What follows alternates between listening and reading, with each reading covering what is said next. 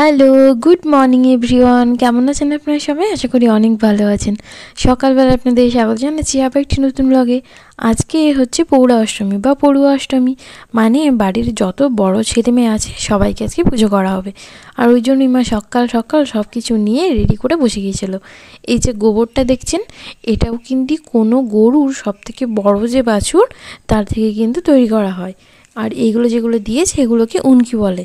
প্রত্যেকের জন্য মা 5টা করে দিয়েছে, মায়ের, দাদার, মৌদির, পুগুর, তার সাথে লক্ষ্মী ঠাকুর আর সূর্য ঠাকুরের। তার সাথে অনেক রকম পাতা লাগে, আম পাতা, বরকুল পাতা, সুপুরি, দুব্বো ঘাস, আরও বেশ কয়েক কিছু। আর এইগুলো ছিল নতুন জামা। এটা হচ্ছে পুগুর, নিচের ব্লাউজটা হচ্ছে মৌদির, বেশ সুন্দর দেখতে। আর নিচেরটা ছিল মায়ের, যেহেতু ঠান্ডা পড়ে গিয়েছে তাই মায়ের জন্য এবার একটা ফুল হাতা ব্লাউজ নিয়েছিলাম। ব্যাস, জামা কাপড় তো সব নেওয়া হয়ে গেছে।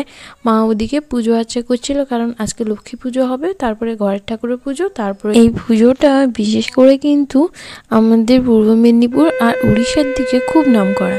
মানে এই টাইমে সবাই ওই সকালবেলা উঠে কাঁচা হলুদ মেখে স্নান করে নতুন জামা কাপড় পরে তারপরে বাড়িতে প্রত্যেকের ঘরে বড় ছেলে বা মেয়ে যে আছে ওদের কিন্তু পুজো করা হয়। মা হলুদ জল দিয়ে সব কিছু রেডি করে নিয়েছিল, আর এদিকে পুজো শুরু হয়ে গেছে। তার সাথে আবার একটা থালাও তৈরি করতে হয়, কারণ সূর্যদেবকে আরতি করার থাকে, তো সূর্যদেবেরও পুজো হয়। সব কিছু নিয়ে মা আজকে পুজো আর্চা করছে। আর তারপরে ঘরের আশপাশ থেকেও 1-2জন আসেন এখানে পুজো করানোর জন্য আর কি, যাতে ধরুন ওই ঘরে তুলসী মঞ্চ নেই, ওখানে চলে আসে। দাদারা যেহেতু নেই তাই ওদের জন্য প্রত্যেকের একটা করে জিনিস কিনে রাখা দেওয়া হয়েছে, যেটা ওরা এলে তবে পাবে।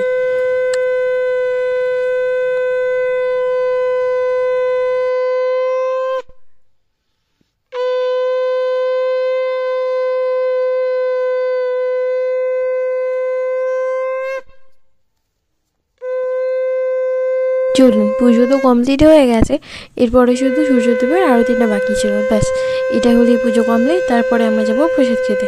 মায়েরও বরণ করা হয়ে গেছে, টাটা।